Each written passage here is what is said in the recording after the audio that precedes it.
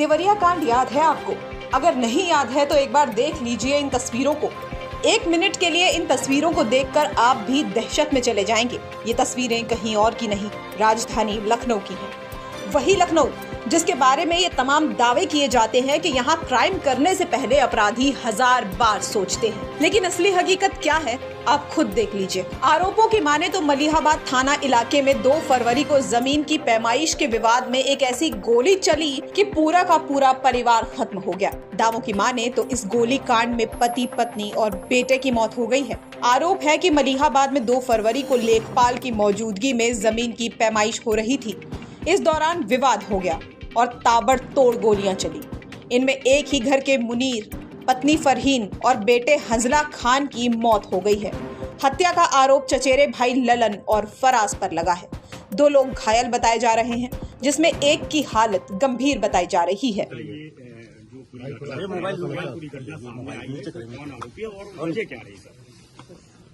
इस पूरे प्रकरण में अभी तक की जांच से पता चला है कि 2 पक्षों के बीच में भूमि विवाद था, जिसमें आज पैमाइश करने के लिए यहाँ पर लेखपाल आए थे। पैमाइश के दौरान कुछ विवाद हुआ, उसके पश्चात दोनों पक्ष जो है वो यहाँ पर आए थे, जहाँ पर ये घटना हुई है। यहाँ पर भी कुछ देर तक इनके बीच में बात हुई है। इसके पश्चात जिन लोगों ने ये घटना कारित की है, उन्होंने अपने लाइसेंसी असलहा से यहाँ पर जो वाद विवाद बढ़ा, तब उसके बाद गोली चलाई है, और जिसमें एक 17 साल के बच्चे की, उसके माँ की और एक उनके जो चाचा है उनकी डेथ हुई है। इसमें ये भी बात अभी तक पता चली है कि इनका ये आपस में रिश्तेदार है। जो महिला जिनकी मृत्यु हुई है और जिन्होंने ये घटना की है वो उनके चचिया ससुर हैं। तो ये इनकी क्लोज रिलेशनशिप है और किसी तरीके से ये वाद विवाद का स्वरूप देकर ये घटना हुई है। अभी तक हमने जो घटना में प्रयुक्त जो लाइसेंसी असला है वो बरामद किया है। 315 बोर की वो राइफल है, और जिस थार से ये अभियुक्त यहाँ पर आए थे जहाँ पैमाइश हुई थी, और उसके पश्चात इस घर में आए थे वाद विवाद करने के लिए, वो भी बरामद हुई है। अभी इनके कुछ एसोसिएट्स को पकड़ा गया है, जिसके आधार पर इनकी लोकेशन और इनको गिरफ्तारी के प्रयास किए जा रहे हैं। शीघ्र ही हम इनकी गिरफ्तारी करेंगे, इनके विरुद्ध कार्रवाई करेंगे। क्या दोनों पक्षों में पहले से ही विवाद था? क्या पुलिस को कोई जानकारी थी पहले? इनमें जमीनी विवाद जो था वो एसडीएम के साहब के कोर्ट में चल रहा था, और इसके पश्चात जब अभी तक की जो जानकारी आई है उसमें यह है कि जो एसडीएम कोर्ट का जो प्रकरण है वो खारिज होने के पश्चात ये पैमाइश करने के लिए यहाँ लेखपाल आए थे। अभी तक जब ये पैमाइश के लिए पुलिस को इसके बारे में कोई सूचना नहीं दी गई थी, जिसके कारण वहाँ पर इनके साथ लेखपाल जो आए थे उनके साथ पुलिस नहीं थी। पैमाइश में जो विवाद हुआ उसके पश्चात यहाँ आकर घर में बात हुई है। कुछ विवाद मौके पे हुआ है, कुछ विवाद यहाँ पर आके घर पे हुआ है, और वाद विवाद के पश्चात जो है वो असलाह का प्रयोग करके ये घटना कारित की गई है। क्या सर पैमाइश का आदेश था किसी सक्षम कोर्ट से या किसी अधिकारी के स्तर से?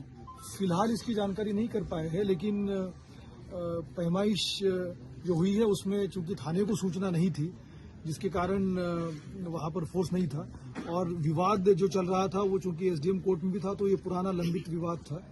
तो अभी इस पूरे प्रकरण की जानकारी की जाएगी, लेकिन इसमें जो महत्वपूर्ण बात आई है कि यहाँ जिस तरह की बात हुई है परिवार से, और जिस तरह से उनका एक दूसरे से रिश्तेदारी है, जान पहचान थी इनकी बात है, लेकिन पैमाइश जो हुई है उसमें चूंकि थाने को सूचना नहीं थी, जिसके कारण वहां पर फोर्स नहीं था, और विवाद जो चल रहा था वो चूंकि एसडीएम कोर्ट में भी था, तो ये पुराना लंबित विवाद था। तो अभी इस पूरे प्रकरण की जानकारी की जाएगी, लेकिन इसमें जो महत्वपूर्ण बात आई है कि यहाँ जिस तरह की बात हुई है परिवार से, और जिस तरह से उनका एक दूसरे से रिश्तेदारी है, जान पहचान थी इनकी, वाद विवाद जब बढ़ा तो उसके बाद असलाह का प्रयोग किया गया है। हम इसमें शीघ्र इन लोगों की गिरफ्तारी करके बहुत सख्त कार्रवाई करेंगे। क्या कोई आरोपी हिस्ट्री शीटर है? कोई आरोपी जो बता रहे ललन, क्या वो हिस्ट्री शीटर भी है? और अगर हिस्ट्री शीटर है तो उसका असलाह कैसे बनाया जाए? इन सब चीजों की जानकारी की जाएगी। अभी परिवार से जो बात हुई तो उन्होंने कहा कि उनके ऊपर मुकदमे हैं, और इसके बावजूद जो है वो वर्ष 2000 में इनका असलाह बनने की बात संज्ञान में आई है। इस प्रकरण की विस्तार से जांच करने की आवश्यकता है, क्योंकि अगर उनके विरुद्ध कोई अगर अभियोग पंजीकृत है तो किस प्रकार से इनका असलाह बना, ये भी संज्ञान में आया कि उनके पास एक पासपोर्ट है। तब ये किस तरह से हुआ, ये भी एक जांच का विषय रहेगा, क्योंकि जो एक्यूज्ड है, मेन एक्यूज जो सिराज अहमद है, उनके 2 बेटे पोलैंड में रहते हैं। तो ये बताया गया कि वो वहाँ उन्होंने विजिट किया था। तो ये भी पूरे प्रकरण की जांच की जाएगी और सारे तथ्य जब सामने आएंगे तो आपके सामने रखे जाएंगे। अगर लेखपाल ललन खां के अलावा सब कितने लोग इसमें शामिल रहे हैं, क्या संख्या रही इसकी? अभी जो हमें एफआईआर के लिए एप्लीकेशन दिया जा रहा है, बट अभी तक की हमारी जानकारी के अनुसार इसमें 3 व्यक्ति थे। अभी और भी इसमें जांच करेंगे तो पता चलेगा इसमें और कितने लोग थे। सर, क्या लेखपाल अगर उसकी कोई गलती होती है उस पर कार्रवाई? अभी गलती तो नहीं कहेंगे, क्योंकि उसमें वो वहां पर पैमाइश करने गए थे। अगर थाने को सूचना दी जाती तो उसमें और अच्छे प्रबंध किए जा सकते थे, बट ये विषय इस समय नहीं है। इस समय मुख्य रूप से जो ये जघन्य घटना कारित की गई है और जिन लोगों ने अपने लाइसेंसी असलाह का प्रयोग करके इस तरह से अपने परिवार के ही लोगों को चोट पहुंचाई है, उनके विरुद्ध कार्रवाई करने की है, वो हम करेंगे। और बाद में फिर उसमें सक्षम अधिकारियों को, जिलाधिकारी और सभी लोगों को इसके बारे में विस्तृत